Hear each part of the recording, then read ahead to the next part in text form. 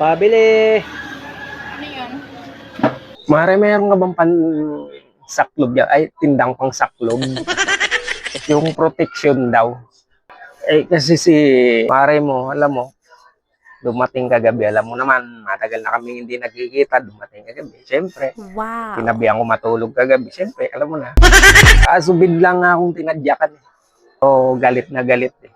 At bumili daw ako ng pangsaklob. Agaan ko daw, pumunta daw ako ng pharmacy. Para sa protection daw. Eh, mahina na nga ang tuhod ko. Paglalakarin pa ako, layo ng pharmacy. Kaya Bakit mo naman paano? Ano ba yung pansaklob, mare? Gano'n ba kaliit yung kasi sabi sa akin. Oh, no, Maliit daw. Baka maluwag pa nga daw yung maliit. Yung... kaya Kaya ko nang bilhin niya. Mura lang.